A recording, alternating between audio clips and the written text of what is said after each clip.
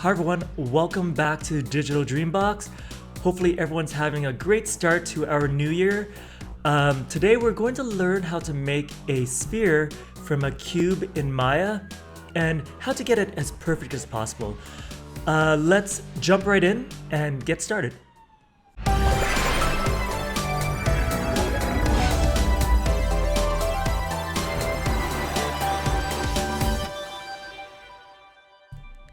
Alright, so let's take a look at how we can make a sphere from a cube. So to make a sphere from a cube, we're going to transfer the attributes of the sphere onto the cube. But let's take a look at the sphere first and maybe why we even want to do it. So here's the sphere. You can press F to frame in on it. And if you look at the topology of it, we have larger quads here that, I'm just turning off the grid for a second, larger quads here and smaller ones up here, and then some triangles at the top. And what happens is that when your edges start converging, like the way they do at the top, where they start becoming tighter, you're gonna have issues with shading. So I'm gonna show you what that looks like. I'm gonna select this sphere, eventually will be a cube, and I'm gonna hold down the right mouse button, and I'm gonna assign a new material. I'm gonna choose blend, and then in my attribute editor, I'm just selecting blend, choosing color, gonna drop down the value of it. Something like 0.86 is fine. And then also I'm gonna lower the eccentricity. We wanna really be diligent in checking our sphere. Okay, and I'm gonna turn off wireframe unshaded again. And this looks all right, but as I rotate this sphere, what you'll notice is that the shading starts changing a little bit as I approach the top of it, right? So you can see right here, that's the top. And that can be an issue for us, right? Also, when it comes to unwrapping, this topology is not the most fun to unwrap. Okay, so now let's take a look at how that can be even worse. So if I take this sphere and I smooth it, I subdivide it. And now when I take a look at the top, we have this like star-like pattern. And this sphere is just 3000, but if I were to even smooth it one more, that pattern becomes even more clear, right? And we don't want that. Okay. The other thing about smoothing the sphere this way, and something that I don't see a lot of people talk about, is that this sphere is no longer perfectly round. So I'll show you what I mean. I'm going to select the sphere. I'm going to add the Lambert material back onto it so it's a little bit easier to see. I'm holding down the right mouse button and going down to assign existing material and choosing Lambert. Then I'm going to press F to frame in on it. And now I'm going to rotate. And if you look at the silhouette of it as I drag the mouse down around, as I orbit, you can see that the sphere starts wobbling, right? Now, because we're planning to project onto a cube, we want that sphere to be as round as possible. So I'm not gonna subdivide this way. I'm actually gonna delete the sphere. I'm gonna add a sphere back in, but this time I can press T on the keyboard to access the polysphere options. And I'm going to change this to about 200. I want it to be fairly round. Tab 200. I'm going to press enter. And now we have a fairly round sphere. And if I were to select it, frame in on it, and then now when I drag, you can kind of see it doesn't have that wobble anymore. Perfect. Now let's create our sphere from a cube.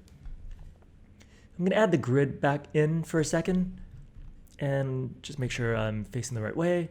It doesn't really matter, but I'm going to add the cube in and I'm just going to drag it out. Here we go. Now, to round this cube, what we want to do is smooth it. So we can go into this one, press smooth, and we have the options, and just going to bring it up to 4. We can go even higher than 4 by inputting the number, but for now I'm going to do 4.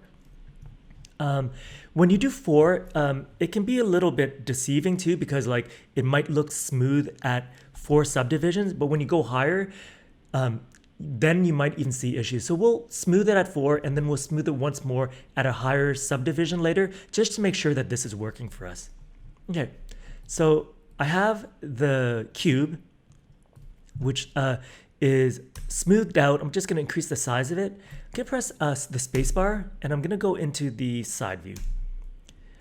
And if you look at this, this cube is fairly round, but it's not perfectly round. If I were to scale this up a little bit, bring this over here.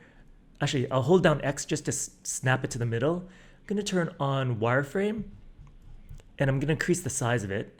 And you can kind of see the silhouette of it doesn't match the round sphere that we have that we want to project from. All right, but I'm just gonna increase the size of it so that's a little bit larger than the sphere. You don't necessarily need to do that, but when you're projecting, pressing spacebar to come back to here, the perspective view. When projecting, the normals will get reversed if we don't do that. Okay, so first thing I want to do is open the outliner, select the sphere, so where I'm transferring the attributes from, and then I'm going to select the cube. Next, I want to go to mesh and go to transfer attributes. And what I want to do is first, I'm going to reset the settings. I want to turn on vertex position. So I want to definitely transfer the vertex position. I want to transfer the vertex normal as well, because that's what's going to give us a smooth look. And the one other thing I want to transfer is closest along normal. So select that one as well. And that allows the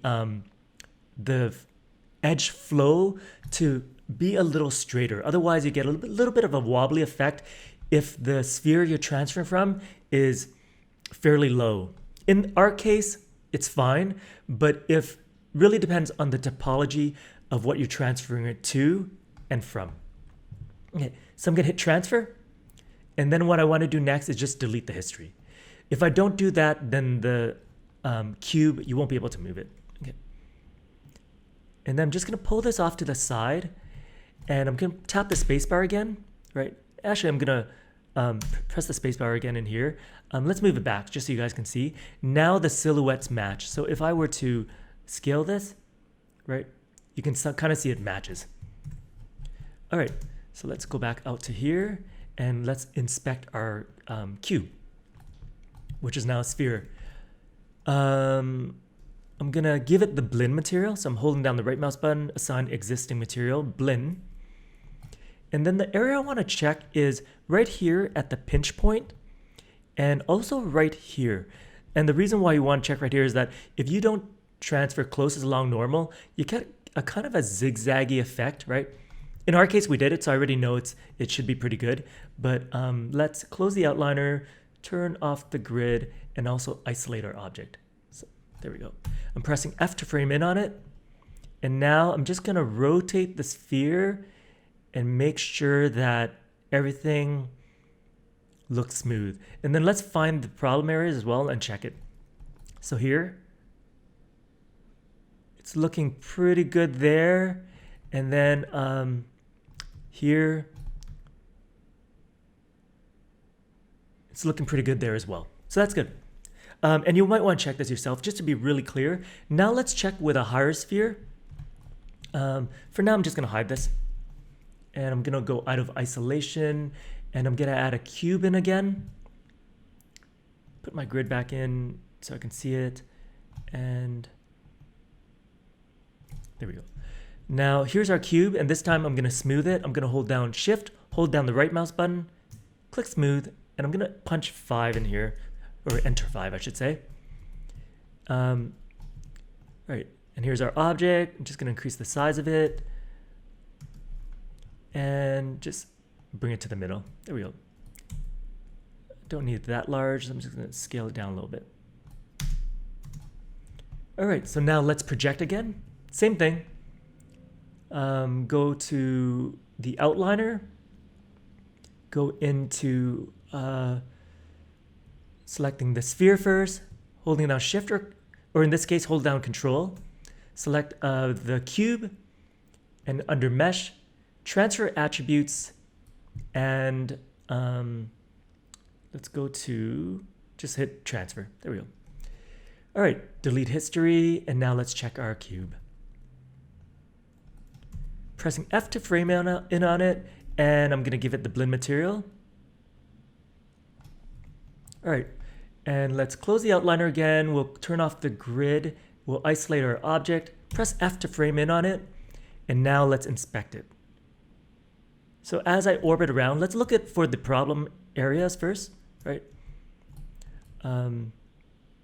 So as I rotate there, you can kind of see, or what you don't see is like any changes in the shading. So it's looking really good. Let me just try and find it again.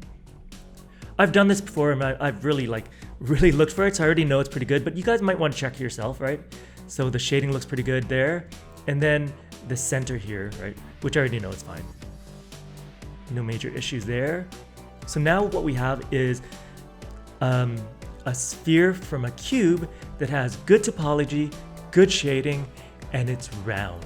And those are the three things that we were looking for essentially making a quadded sphere. All right, so that is how you make a sphere from a cube. Hopefully this has helped you guys out. If it has, don't forget to hit that like, subscribe if you haven't. That'll keep you up to date with our content.